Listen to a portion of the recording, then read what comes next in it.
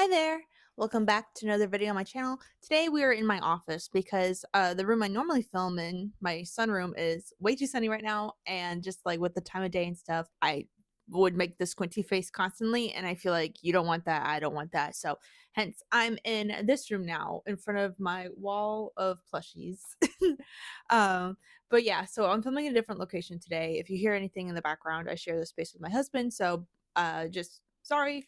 But I don't think that's going to happen because I think this mic will just pick up on my voice. So this will be a fun test for it in general. Yay. Okay. So anyway, welcome back to the video. Today I'm going to be talking about a specific subgenre of horror like I normally do. I have this running series on my channel where I break down different subgenres of horror and just kind of explain what they are and give you guys some fun examples of it. And today I'm going to do a video about Eldritch horror slash cosmic horror slash Lovecraftian horror. So if you're interested in any of that, just keep on watching. Okay, so Eldritch horror. Woo! What is that? Okay, so let me just give you a brief overview real quick. Eldritch horror slash cosmic horror slash Lovecraftian horror is a subgenre of horror slash fantasy fiction or like weird fiction that emphasizes the horror of the unknowable and incomprehensible over the more than gore and other elements of shock. It is named after a American author, H.P. Lovecraft. And his work emphasizes themes of cosmic dread, forbidden and dangerous knowledge, madness, non-human influences on humanity, religion and superstition, fate and inevitability, and the risks associated with scientific discoveries, which are now associated with Lovecraftian horror as a subgenre. This sort of mythos universe creation that Lovecraft made is super popular. How can I do this video without my own Cthulhu keychain slash squishmallow type thing? I used to be a big fan of these. I don't really like buy them anymore, but I have them everywhere. But like, how can I have a Lovecraftian video or a Lovecraftian video without a Cthulhu on my shoulder? So let's see if that stays. If not, I'll just like move him to the background. Okay, I'm gonna keep him on my finger for now. So his name's Theodo, but this is really Cthulhu. So Cthulhu's going to stay on my arm. Anyway, this franchise as a whole, or mythos or sort of universe, is extremely popular. It has influenced and inspired so many other works, but also has like direct influences in media. There have been movies and shows made based off of these short stories. My husband is a board game guy, and we have so many different board games that all take place in the Cthulhu Lovecraftian horror universe. Death May Die, I think, is an example of one. I'm like looking at his board game wall now to see if I can pick stuff up, but like Death May Die is one. Eldritch Horror, Mansions of Madness, Cthulhu Pandemic System, Cthulhu Death May Die. Death May Die. I did say that one. Is that it? Sure. Okay, thank you. So yeah, they're super popular. They're still relevant all these years later. I'm like going over my notes here, so if I'm looking down the computer, that's why. Breaking down the different kind of interchangeable names, you have Lovecraftian horror, right? Now, why is it also called cosmic horror? Well, it's influenced by this idea of cosmicism, and this idea that the ordinary life is just a thin shell over the reality that is so alien and abstract in comparison that it merely contemplating it would damage the sanity of any normal, like any ordinary person. It's filled with a feeling of insignificance and powerlessness at the cosmic scale and uncompromising negativity. So yeah, that's the kind of idea, is that the point is like monsters like Cthulhu or like all the other monsters in this universe, even though my Squishmallow is tiny, are so big on this grand scale. And it's not necessarily that they're like evil per se, but it's just like we hold no relevance to them whatsoever. These are sleeping gods. These are gods that if woken up would like tear at the fabric of reality, and there's really nothing we can do to stop it or nothing we can do to escape from it, period. There is a bulleted list I have here that I just kind of want to go for like through really quick to help get the idea of like solidifying like what this is. Fear of the unknown and the unknowable, the fear and awe we feel when we're confronted by the phenomena beyond our comprehension, whose scope extends beyond the narrow field of human affairs and boasts of cosmic significance. Um, Here, horror and the horror, as in like the feeling of horror and terror, derives from the realization that human interests, desires, laws, and morality have no meaning or significance in the universe at large. Consequently, it has been noted that the entities in Lovecraft's books were not evil, like I said. They're just simply far beyond human comprehensions and our conceptions of morality. They also have a contemplation of mankind's place in vast, comfortless universe revealed by modern science, in which the horror springs forth from the discovery of the appalling truth.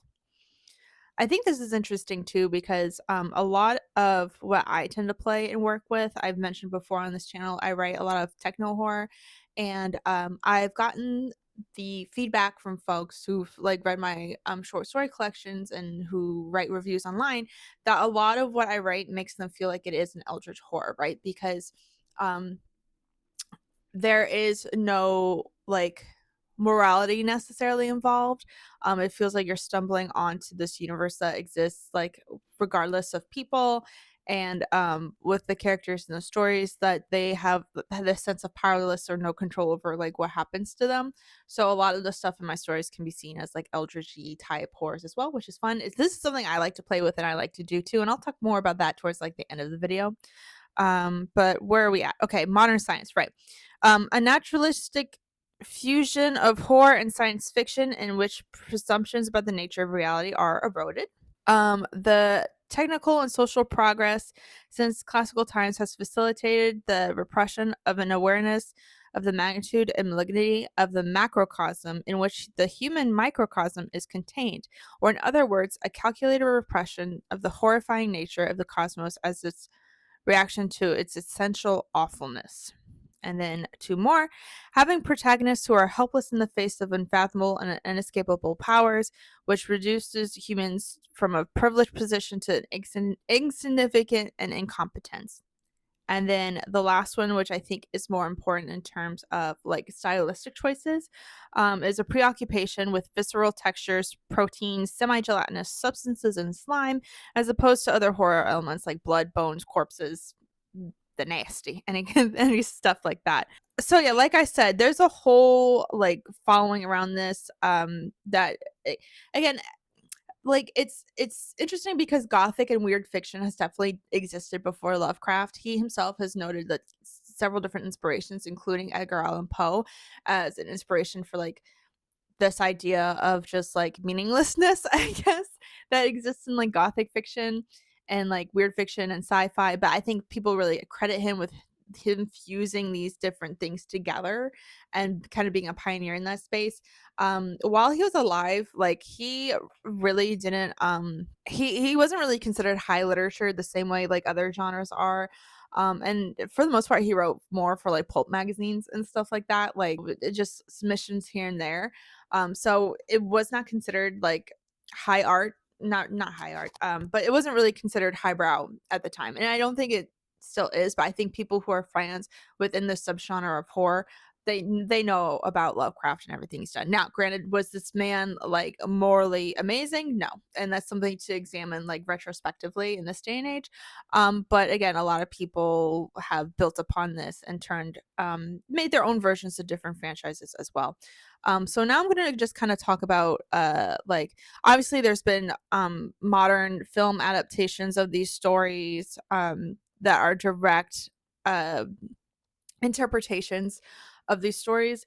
The one that comes to mind most readily for me is a couple of episodes in Guillermo del Toro's Cabinet of Curiosities. There's two episodes, I believe, that are direct reinterpretations of Lovecraftian stories.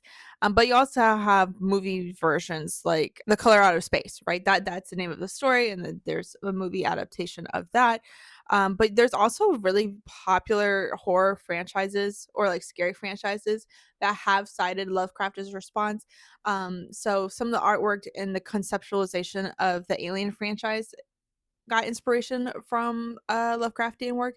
Likewise, The Thing, the people who made The Thing and the following movies of The Thing have also cited Lovecraftian influence as well for some of their horror decision making.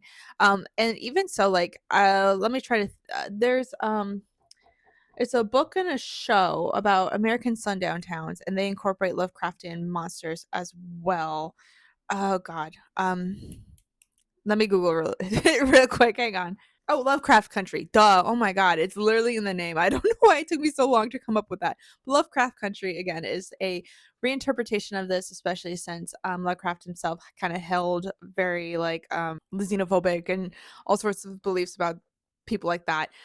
This was somebody's interpretation of that and putting that in more of a racialized context within the US and like talking about sundown towns and then bringing in Lovecraftian lore towards the end of the show. I really enjoyed this. I have notes to make it better, but like I did enjoy this show. I feel like it ended off in a weird place though, and I don't think it got picked up later. But yeah, anyway, so that's another kind of more modern interpretation. Now, I'm making this video specifically because I saw this post on Facebook the other day, which was a screenshot of like a Tumblr post, and I thought it was hilarious and I kind of wanted to talk about it in this video where like unexpected versions of Lovecraftian lore sneak into movies even if we don't realize it. So the post, if I can find it, I'll put it up here, but it was talking about how someone was trying to explain what cosmic horror, eldritch horror, slash Lovecraftian horror is to like their mom, right? And after explaining the overall concepts, like I told you, the mom's first example was Horton Hears a Who. And I thought that was hilarious because yes, okay, let's break the like there's two parts to this post. So the mom mentioned Horton Hears a Who, and then the following commenters in this post talked about how the Lego movie is actually like a perfect example of like cosmic or Lovecraftian horror. Okay, so we're going to talk about those two right now because I'm very, very excited about that. Okay, so like when it comes to Horton Hears a Who, if you are unfamiliar with the movie, because you don't watch kids' movies or something, I don't know. It is based off a Dr. Seuss story where Horton, an elephant, picks up a flower and he hears little things coming from the flower, I guess. And so he is trying to talk to it. And it turns out that who's are like tiny, tiny little people. If you're familiar with the Grinch, they live on a snowflake, right? They're tiny, tiny microscopic people, right? Who live on stuff like that. Well, in this movie, in this case, the Who's are living in a little like flower speck, like a thing, not even like on the flower, but like a speck of pollen on the flower almost. Let me fact check myself real quick. Yes. Okay. So they live on a speck of dust that lands on a flower, which is the city of Whoville, and he can hear them, but he cannot see them, right? And then in the movie, he ends up communicating with the mayor of the town and basically tells the mayor, like, hey, so did you know that you live on this tiny little speck and you are constantly this close to severe extinction or something horrible happening to your community because there is this like superimposed reality or world surrounding you.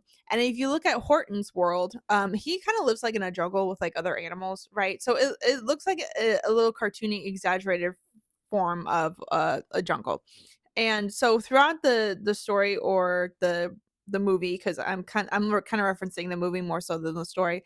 But throughout the story, he is trying to protect the speck on the flower until he can put them in like another field of similar flowers to guarantee their safety or whatever. But while this is going on, the people of Whoville are experiencing strange weather phenomenon and experiences due to Horton's movements.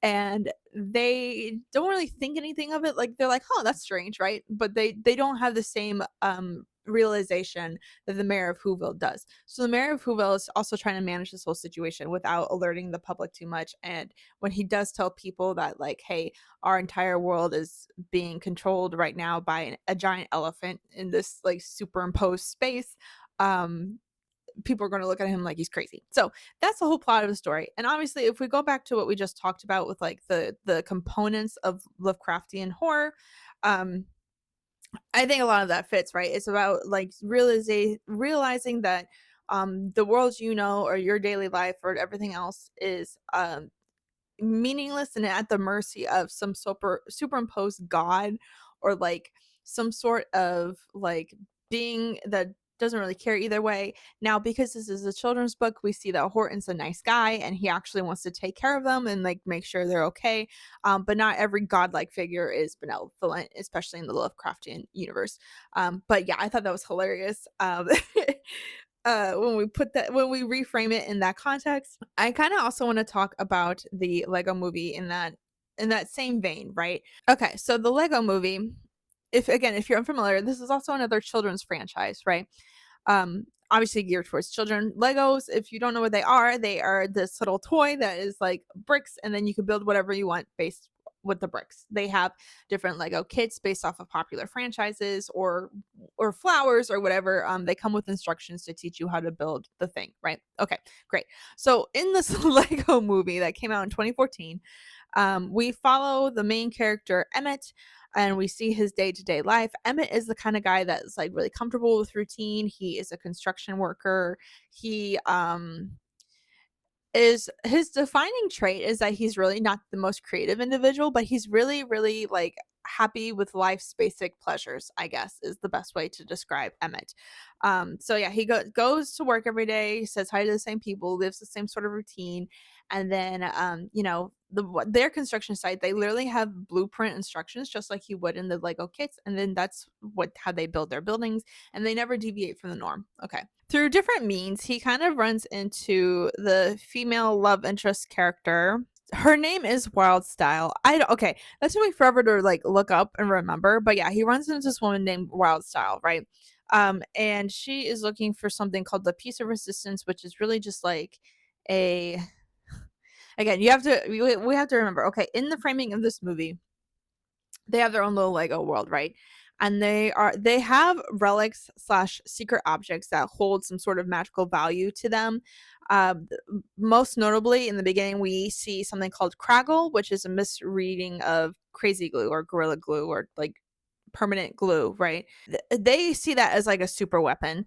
And so the piece of resistance is literally the lid to the glue stick. Sorry about all that. My microphone died. I think of where I left off was talking about the Craggle and the piece of resistance and all that stuff. So yes, the Lego movie has its own version of relics, mystical items, something from the great beyond, right? Originating from the great beyond, and then now in this world it has some sort of like mystical experience with them. Likewise, there are people who I guess are like wizards in this sense. They might more closely relate to like the cultists that are in a Cthulhu mythos. But it's basically like all the other characters that Emmett runs into, like Wildstyle, like Morgan Freeman's character, who's like a literal wizard. He meets like Batman and this kitty unicorn thing and a spaceman and all these other people who are part of like who understand this lore, right, or the secret plan that Lord Business, who's the bad guy in this universe, is planning to do. He's planning to utilize the Craggle, like this ultimate weapon, to make sure that everything stays in its rightful place. To bring order to the chaos that can be like creative free play. So the bad guy is voiced by Will Ferrell, and spoilers. And when we get to the end of the movie, we see that Will Ferrell is like a grown man in his basement who is constructing this giant Lego city, um, like perfectly, like this giant model of Legos in the basement, right? And he is somebody who takes this hobby very seriously. Who is sees it more as like somebody building a diorama than like somebody playing with a toy. We see Emmett hear things from him. Emmett, like once he puts on the piece of resistance or it's like glued to him or whatever, he starts hallucinating and experiencing visions, undergoing in a state of madness so that he can see the big what he calls the big man upstairs, which is literally like Will Ferrell. And later on in the movie, it shows that Will Ferrell has a son, and the son is the one that's doing all these crazy builds, like with all these random characters, right? And in a way, he's rebelling against his father, who wants everything to be neat and tidy. And the son is like, "But dad, these are like toys that are meant to be played with." Um, so he is doing a more freeform creative play in this universe, and so he is like narrating the storyline of the rebellion, whereas the dad is the storyline of, I guess, the neat and orderly bad guy, right? very Star Wars-esque. um, but the movie resolves itself because Emmett like breaks through the boundary in a way, like consciously. So he enters this like dimensional state thing where he literally just like falls off the table, right? And lands on the floor and gets the attention of the people, the father and the dad. And then through that, they have this conversation about like what each one of them really wants. And then Will Ferrell realizes that he's being too rigid and lets his son play with him in the basement in this way. Um, it's interesting because it still maintains this idea of insignificant because Emmett isn't really directly communicating with this father dad duo, the overseeing gods of their universe, and like their idea of like free will or whatever isn't 100% real because again the kid's making up this sort of counter story, I guess. So it's like questionable because like yeah, the Legos are still insignificant, like, but did Emmett kind of push the plot away? I guess maybe. But it still maintains that like Lovecraftian cosmic horror element where it is so beyond out of your control, right? Literally. So yeah, that's the plot of the movie. Emmett like kickstarts this conversation because the dad's like, well, what's this, what is this construction worker, and then the son explains the whole lore of the universe to his dad, and then the dad sees his wrongdoings, and then the world is saved. Yay. I know they've made sequels of this movie or like spin-offs of this movie. I haven't seen. I'm just dissecting the Lego movie as is, like the Lego movie. So if the other movies don't follow that plot, then that's a whole separate thing. I don't really know. But for the Lego movie, then yes, like this is a perfect concrete example of cosmic, eldritch, Lovecraftian horror. I wanted to make this comment kind of like at the end of those two of Horton Hears the Who and the Lego movie and kind of talk about like this idea of like children's media being a natural caveat for eldritch horror. And I'm going to touch on something that I kind of mentioned in a different video. I think it was like either quiet, no, it was analog horror. I mentioned this in analog horror too, but I'm going to bring it up too. I think children's media lends itself perfectly to eldritch horror because um, if we think back to like feelings you have as a child, there is this like sense of helplessness where your well-being is completely determined by your parents pretty much.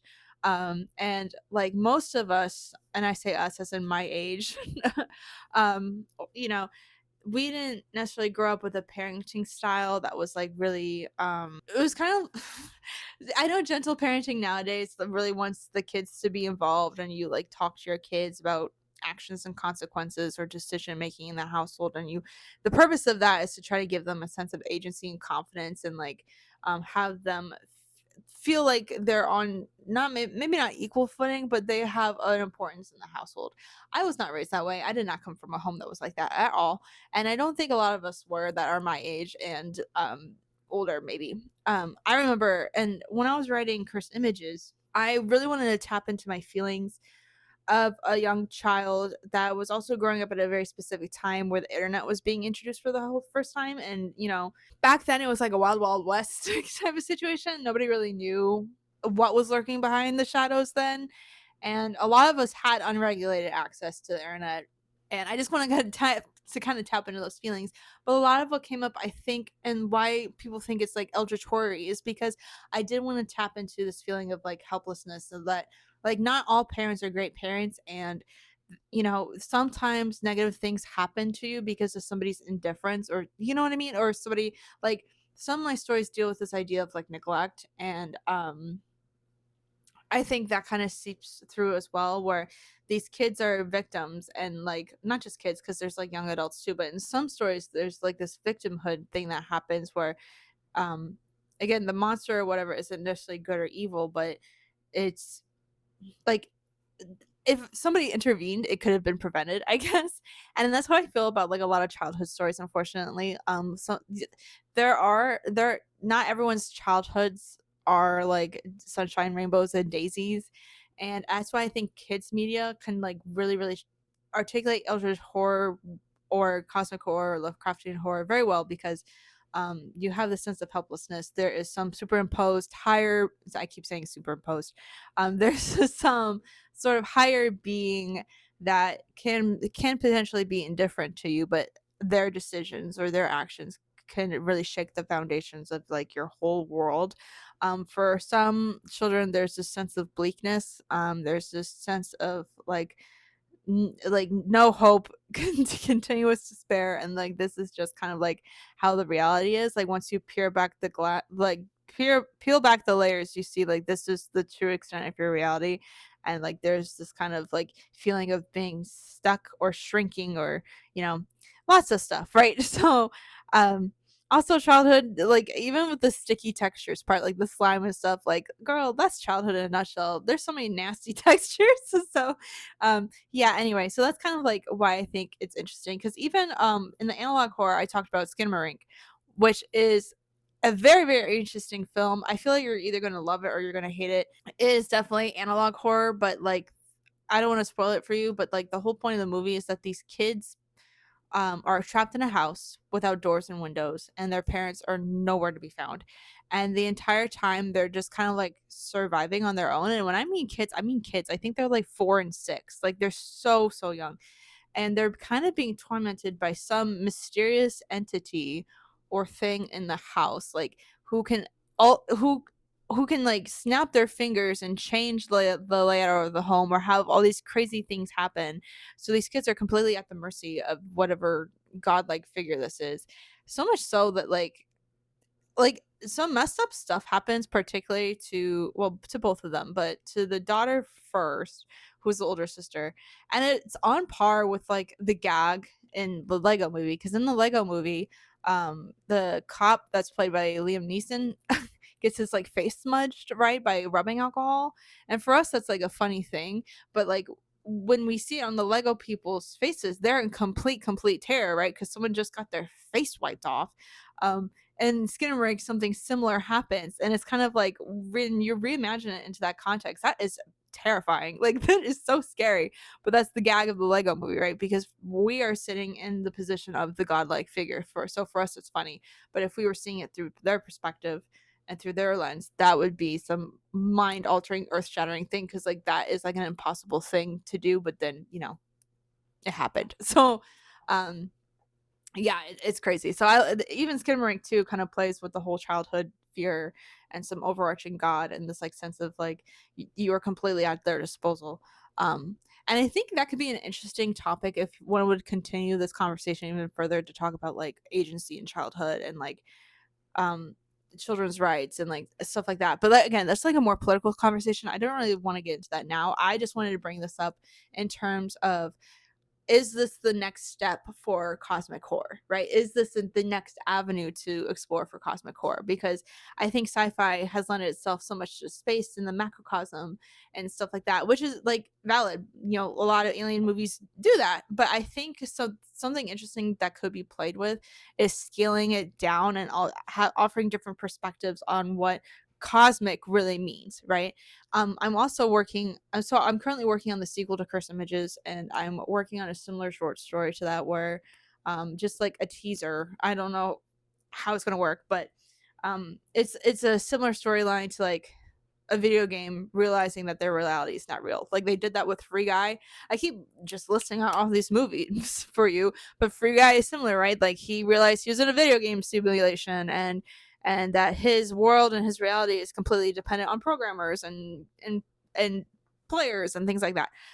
So anyway, I'm doing something similar in the sequel, but even beyond that, I'm looking towards a full-length novel that deals with that is a cosmic horror as well. But I keep getting drawn into playing with the micro instead of the macro, and I don't really know what that means. So that's something I'm sitting on and like fermenting in my brain. And so I'm seeing all these like things come out, and I'm seeing this interpretation of cosmic horror on a childhood scale. So I'm wondering how that might be reimagined in the near future, if it's always going to be extreme macro, or if we're going to start offering layered perspectives of cosmic horror. So let me know what you think in the comments down below. I know this video was a lot of information just kind of like flying at you. I apologize for that, but I hope that this was instructive and that maybe you learned something from it, or that maybe you're exposed to like this new subgenre of horror and you find it interesting. You want to watch more cool stuff about it. Yay! If that's the case, then I did my job. So I just wanted to thank you for watching this video in its entirety. If you want to support me and the channel even further, you can always like the video, comment down below, share with a friend, or subscribe to the channel. Please, please, please. That would help me out a lot. And until next time, thanks. Bye.